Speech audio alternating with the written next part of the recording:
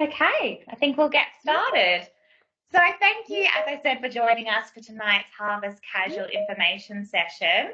We are here in Esperance recording this evening, so please bear with us if there are any connectivity issues. We are in a regional area. However, fingers crossed everything goes smoothly. Just a reminder as well that tonight's session will be recorded so that we can share the link with those who are not able to join us this evening. Now, joining me here, myself actually, I am Cassie. I am one of our lead HR team members and I look after the operations division. Joining me, I have Emma Dixon, our specialist in the HR team, and I also have Bart Trevenin. Bart actually started with us in Harvest 11 harvests ago and has worked his way up to being one of our terminal supervisors in the Geraldton region. So tonight we will be running through essentially an overview of what Work Harvest looks like at CBH, as well as some other key information. There will be an opportunity to ask questions as well. So we ask if you do have any questions, if you can please put them in the Q&A in the Teams function, and we will then go through those and answer them all at the end. So if there's anything that you think of during the chat, please just pop it in there as we go and we will get to them. And anything that we don't get to, we will try and respond to you afterwards as well. So to get us started, who is CBH? So CBH is Australia's largest cooperative and is a leader in the Australian grain industry. We are proudly owned and controlled by 3,600 WA grain growing businesses, just like this family from Corrigan that you can see in the photo. Our purpose is to sustainably create and return value to WA grain growers, current and future. Our storage and handling system currently receives and exports around 90% of the WA grain harvest and is regarded as one of the best in the world. We are CBH. Everything we do is guided by our values. With a clear strategy and defined path to our centenary in 2033, how we work together is more important than ever. Our values align all team members around our purpose of sustainably creating and returning value to WA grain growers, current and future. They also provide a set of agreed behaviours to guide us as we work towards achieving our strategic objectives. Collaborative. We play as one team. We work best when we all pull together to achieve our goals and make sure we're safe while doing so. It's important to us that we share ideas and give honest feedback, celebrate our successes and have fun. We also recognise that we can all learn from each other and help each other develop new skills. Respectful. We treat everyone with care and respect. We encourage and support others in our team, look out for each other and keep each other safe. It's important to us that everyone's views are heard. We have an inclusive work environment that values the uniqueness and diversity of individual experiences, ideas and talents. We know this contributes to a strong culture and better outcomes for our team. Reliable. We do what we say we will do. At CBH, we're always looking for better ways to get the job done so we can work more safely and efficiently. We are trustworthy and have built this trust by delivering on our commitments and taking responsibility for our decisions and actions. You can count on us to do what we say we will do. We're down to earth and up for the challenge. Sustainable. We act to create a better future. Relationships and community are at the heart of what we do. We support our rural communities to stay strong and healthy and foster long-term relationships with our customers and stakeholders. When making decisions, we balance business, community and environmental considerations, and we make choices that lead to positive long-term outcomes. We are CBH, strong for generations.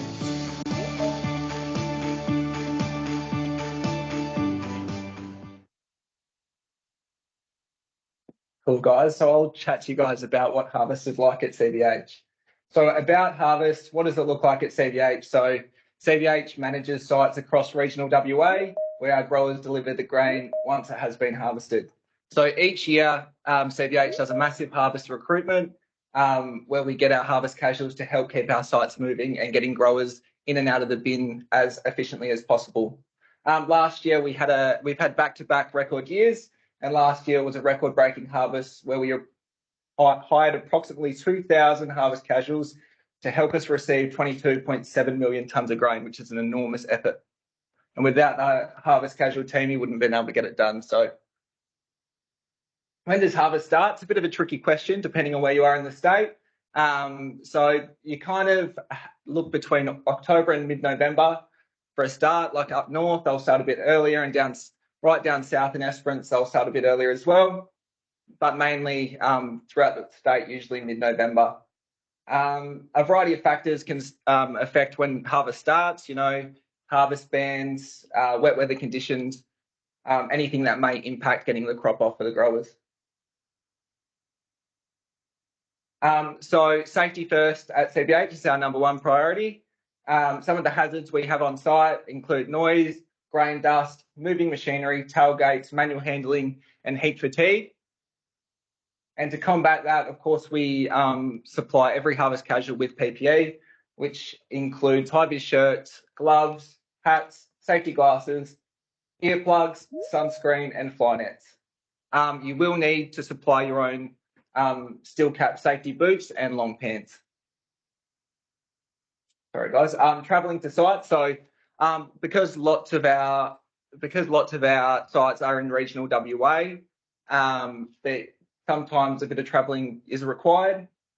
So it's crucial that we're safe on the road. So when setting up for harvest, we advise where you are travelling from and your expected time of arrival with your site IC. Never drive fatigued.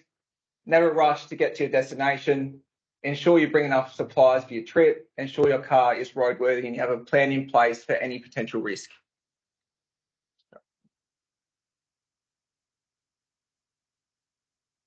Our locations across the state. So up on the screen now, you can see where our network spans from. So it's from Benue in the north all the way down to Beaumont in the south. So it's a massive area. Okay. So receival sites are located within areas, with some being very remote and long distance from the nearest town. Port terminals, you can see we've got Geraldton, Kwinana, Albany and Esperance, and they're located in the towns themselves. You'll need to bring, if camping on sites, we recommend you bring enough supplies to last you at least 7 days, because sometimes there aren't local shopping centres nearby, and just to set you up. If offered a site placement, you'll be provided with information regarding local towns and available services. Cool. So we'll go through each of the zones and areas just to give you a bit of an insight to where we operate. So up in the north, we start off with the Geraldton zone, and within the Geraldton zone, we have the 3 areas. So with the main site in Area 1 being Wunyanuka, Area 2 being Minginoo, Area 3 being Karnama, and of course our terminal in Geraldton. No accommodation is provided for the Geraldton terminal, Wunyanuka or Nangaloo. And usually our placements within the Geraldton zones commence roughly in early October. Cool. We then move down to the Kwinana North zone, where we have Area 4, which the main site there is Mora, Area 5, Wongan Hills, Area 6, Korda, Area 7, Muckamboodin, Area 8, Merredin, and Area 9, Narrabeen. And placements generally commence between mid-October and mid-November. Cool. We then have the Kwinana South zone. So there's 4 areas within the Kwinana South zone, being Area 10, 11 and 12. And 13 with Kellerberrin, Avon, Brookton and Corrigan being the main sites in those areas. Cool. We then have the Albany zone, starting with Area 14, which the main base there is Lake Grace, Area 15 being Katanning, Area 16 being Jarramunga, Area 17 being Cranbrook, and then we have the Albany terminal, and no accommodation is provided if you apply for the Albany terminal. Finally, we have the Esperance zone in the south. We have 2 areas within the Esperance zone. We have Area 18, which the main base there is Ravensthorpe, Area 19, which is the main base is Esperance, but with the regional sites, and then we have the terminal in Esperance, which also includes our sites Chadwick and Shark Lake. And placements generally commence at the end of October. Cool. So we have, so there's 2 roles to apply for. So if you're applying for one of our regional sites, you'll apply for an RPO position, which is a receivable point operator. Within the receivable point operator position, you can either be what we call an RPO, or you can fulfill the sampling duties. So the video on the screen at the moment, we'll drop the link in the chat, so you can watch that later. So that kind of goes through what each of the roles are with RPO and sampling. But I'll give you a brief rundown. So the RPO main responsibilities is foreseeing the safe unloading of trucks with their grain into the grid, maintain designated grid areas and keeping the site clean, sweep the grids and keep clear of grain spillages, and you also assist in moving machinery around sites such as stackers and other grain loading equipment. Skills required, because it is somewhat of a physically demanding job. You are required to be physically fit and able to work long hours outside. So our site hours do range, depending on what kind of site you're at, from 8 to 12 hours. Yeah. Training. So we provide, within the zones, we provide 1 day face-to-face training for the RPO positions, and they generally commence between September and October. Cool. We then have the sampling duties. So within the sampling duties, their role is mainly to determine how much a grower will get paid for their load of grain. So what they do is they spear the truck 4 times in each trailer to attain a representative sample. With this sample, they then analyse it using our receivable standards to determine a grade, which will then determine how much the grower will get paid. And then they'll finalise the loads into the computer, and then the truck will proceed to the weigh bridge where it will get weighed, and we can determine how much the grower is dropping off. A big skill required for the sampling position is attention to detail, and training there are online components to the training and a 3-day face-to-face training, and that usually commences in September. Cool. Then what we touched on briefly at the start, the other position you can apply for is the plant operator position. So these positions are available at our 3 ports, Albany, Esperance and Kwinana sometimes. So basically they fulfill the similar roles to the RPO, but based in the terminal, and there's a bit of quality assurance and internal hygiene involved in that as well. Once again, you need to have attention to detail, be physically fit, and ability to follow directions and work safely. And there is a 1 day face-to-face training orientation day, and that's in September and early October. Cool. Site accommodation. So all of our regional sites will provide accommodation. So we'll just go through what that looks like. So accommodation facilities are available at the majority of our receivable sites, and the conditions of the accommodation do vary site to site. Okay, our ports unfortunately don't have accommodation provided, so that's in Esperance, Albany and Geraldton towns themselves. But for our regional country sites, free accommodation is basically communal living with shared kitchens, living, bathroom and laundry, and depending where you are, there will be rooms with en suites and but usually shared amenities like kitchen and living rooms. Cool. So CBH supplies fridges, freezers, ovens, microwaves, basic cooking utensils, a single bed, TV and communal areas, cleaning supplies and barbecues at some sites. What you'll need to bring is your own bedding, your own food. As we said before, try and get enough to last 7 days in case you are in a remote area, and toiletries, of course. Awesome. So you've heard a bit about the role and what that entails, but let's talk about a little bit to do with the actual employment conditions when you, or if you do get a job. So what do the hours and conditions look like? So they can be hot in any of our receivable sites. It's dusty and there's long hours, so just be mindful of that when you are thinking of applying. Some sites you might be required to work up to 12 hours and some will be 8-hour shifts, so it just depends on where you're working. The site opening hours can be impacted by weather and seasonal conditions, as Bart touched on earlier, and you may be expected to work up to 6 days. So again, touching on that, having enough supplies to last you 6 to 7 days. Casual employees are entitled to a 30-minute break every 5 hours, as well as 1 minimum rostered day off in 7 days. So it's expected that our successful applicants will be able to work from the start of the placement until either when the site closes or when work is no longer available.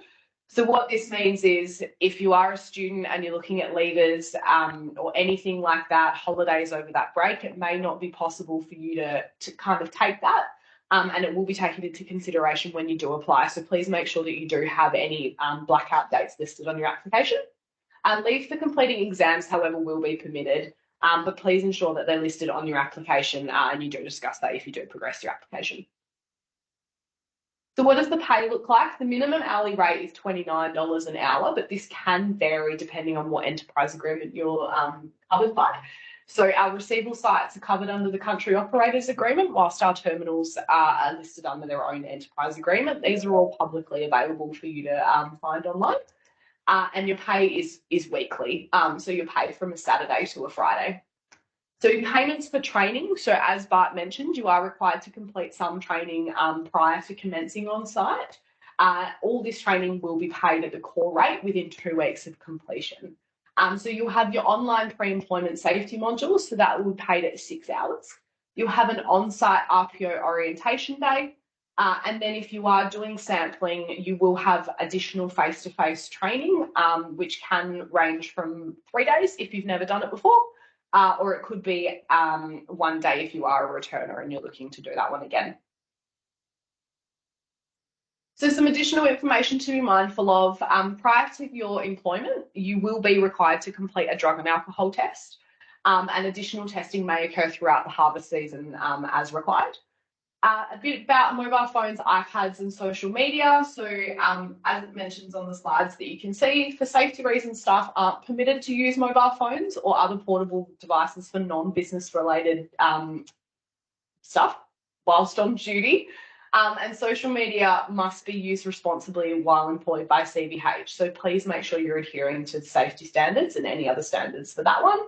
And only authorised spokesperson are permitted to make public comments on behalf of CBH, and this applies to all forms of media. So finally, and one of the most important parts of this is the recruitment process and what you want to do or what will happen if you are interested in progressing and actually submitting an application. So on the diagram that you can see on the slide up there, it just takes you a bit through the process. So we are open at the moment for applications and that will run through to November. So please bear in mind it is a long process. There are different steps which we'll touch on throughout that process, but you may not hear at every step of the way how your application is progressing. So just bear that in mind. So if you want to submit your application, if you're keen to do it right now, the QR code that you see on the slide deck will actually take you to that application link. Or you can head over to our website and have a look on there. There is some additional information on our website as well if you're interested in reading a bit more. But the application will include quite a few questions that assist us in determining your suitability. So what we mentioned before in terms of any leave blackout dates, what that looks like in terms of your accommodation and your transport, that's all in there. And if your application does progress past the initial shortlisting phase, you'll be asked to complete some pre-employment screening. So what that will include is providing proof of eligibility to work in Australia, or what you might see as what we call work rights, a medical declaration form, which is an online survey. And for some candidates, you may be requested to complete a physical face-to-face assessment as well as your medical declaration. Bear in mind, all your correspondence will be sent via email, so please keep an eye on your inbox as well as your spam folder. And if you find you're not receiving emails, make sure you get in touch with someone in our team.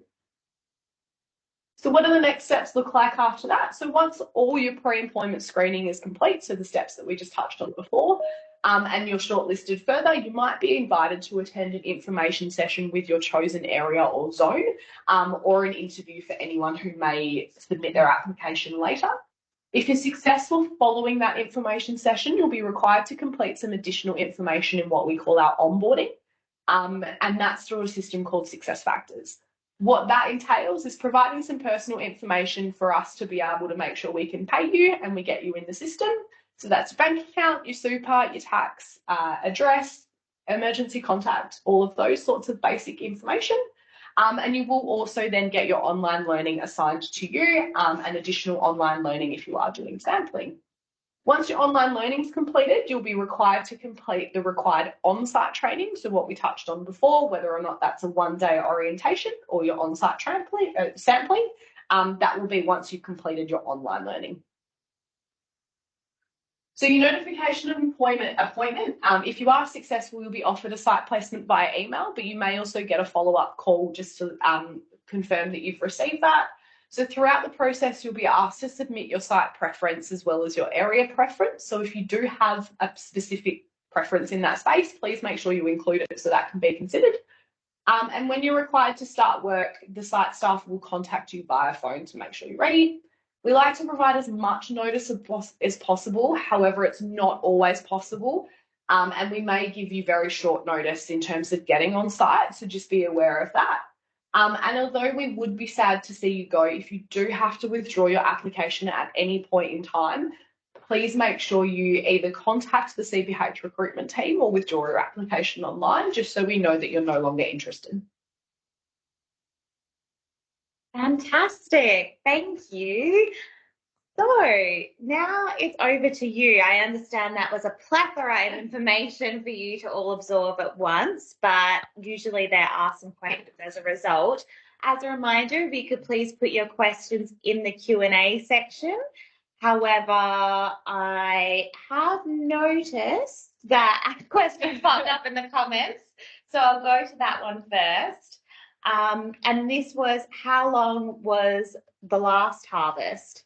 Well, it really depends on what area you're in. In fact, today we just saw the outloading of one of our sites down in the Esperance zone. So they've just officially finished their harvest outloading now. But usually, depending on what zone you're in, I would say usually by Christmas, sometimes after Christmas though, if you're more in the south, depending on weather, but usually everyone's wrapped up around Christmas. Would you guys agree? Yeah, usually kind of bank on 6 weeks, I think is the standard, but seasons vary year to year, so just dependent on the season. Thank you.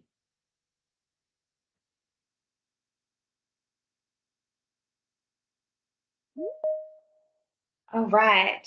Julian asked, does this work count for the 88 days for the working holiday visa? So unfortunately, we can't advise on that. So you will have to get information on that from the Department of Immigration. It again will depend on where you work as to whether or not it does count, but you will have to contact the Department of Immigration on that one, unfortunately. Glenn asked, are there any sites for caravans? Yes, 100%. So pretty much all of our sites, you'd probably be more than welcome to bring your caravan, and it's usually preferred because it frees up some like accommodation space for others. So definitely space for caravans on our sites. And actually, further to that point, we have another question from Ned. Is there camping at all sites, including the ones that don't provide specific accommodation, or is it just a select number? So probably, so there is most of our, I think all of our regional sites should have accommodation, and then therefore you're allowed to bring your caravan and whatnot there. It's just our port location, so Geraldton, Esperance, Albany, and that don't allow camping on site. We do also, for some of our areas where we don't necessarily have specific accommodation on site, sometimes we utilise nearby accommodation where we do have partnerships with sort of local businesses, such as caravan parks, but a lot of our sites do have amenities available for those during harvest. Okay. I've had a question, are there opportunities it's just gone. Are there opportunities to start after ATAR exams in November? Absolutely. So as Bart mentioned, different sites or different zones will start at different times.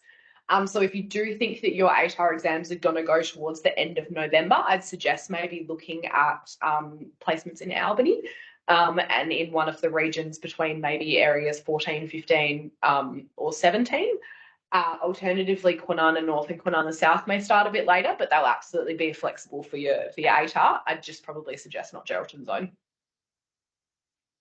Is there a minimum age? Yes, there is a minimum age. It's 17 with parental consent. So if you are 17, you are able to apply. However, we will ask for parental or guardian consent, and anyone over 18 is also welcome to apply. And we had this question last year. There is absolutely no maximum age as long as you fit the requirements that we discussed earlier.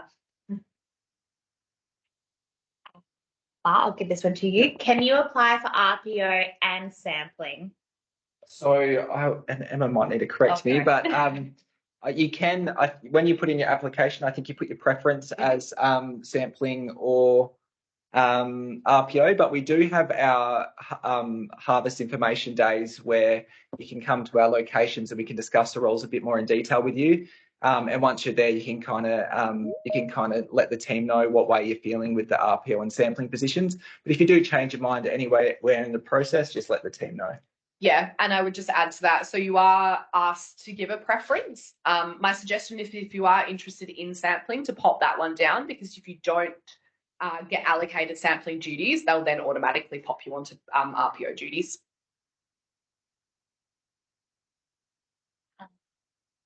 How can couples ensure they work on the same site and work the same shift times? So unfortunately, we can't guarantee that the same shift times will be available. It depends on site requirements. However, in your application, you will have an opportunity to say that you're travelling with someone else. So just make sure you pop in that person's name in your application, and our regional administrators will make sure they take that into consideration when placing you. And I think that also answers the next question, which is we're a group of 4 friends looking to work together. Any chance to get the job all together? As Emma said, if you can just mention that on your application, and we will absolutely do our best, but no promises, of course. Also, just a reminder that sometimes, because there is different start times for harvest depending on the seasonalities and so forth, that someone else's start time might not necessarily be your start time as well, because sometimes that can cause confusion as well. So if you ever are confused or unsure, please contact your CBH recruitment contact. Okay. Which sites generally start the earliest? The north. Our Geraldton zone, in particular areas 1, 2 and 3 will start probably earlier than most. And then it kind of works its way down. I'm not sure if Esperance. I think Esperance is usually a bit before Albany and Kwinana. Is that right? I think Albany is usually one of the last to go. Just going to hop over between. We've got sort of 2 lines of questioning happening between 2 different chats. So if you are happy to work anywhere, can you nominate that on the application, or do you have to choose a site? So you will be requested to submit a zone and area preference, but you'll also be asked that if you are happy to go anywhere else. So if you are, pop in yes, and that will also be taken into consideration when your application is reviewed. What is the application success rate like? Pretty good. Essentially, if you meet the skills and criteria and go through our pre-employment process and all is looking good, as we said, we require over 2,000 casuals to help us with our harvest. So assuming that all the criteria and suitability is met, yeah, success is looking pretty positive. Okay.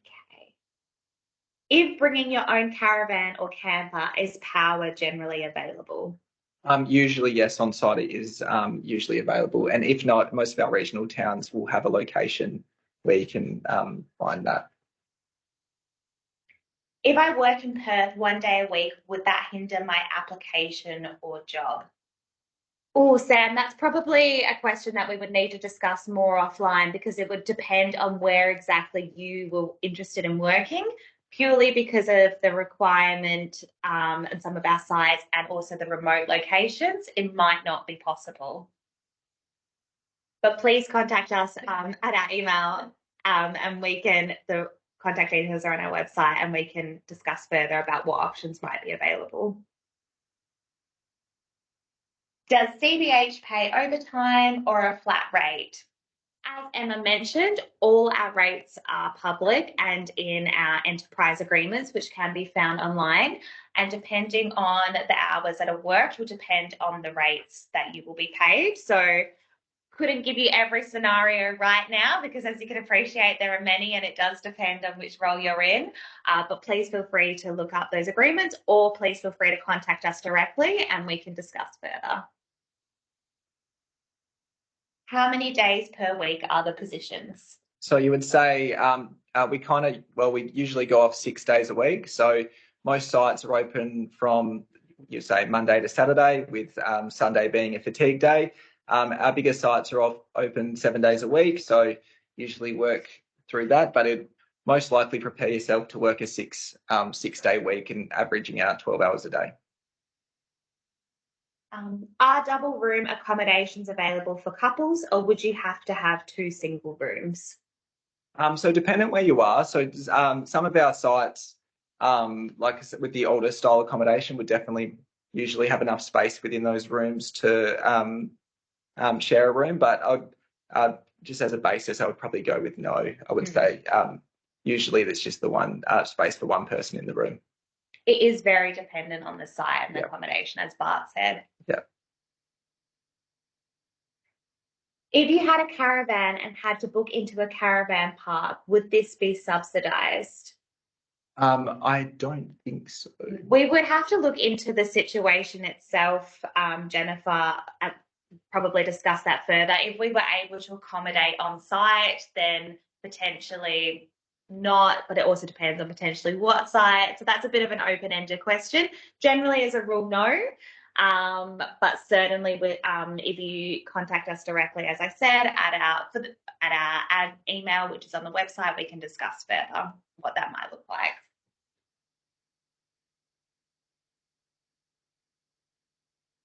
All right. I think that's the questions that have come through so far. Just wanted to check if there were any other questions.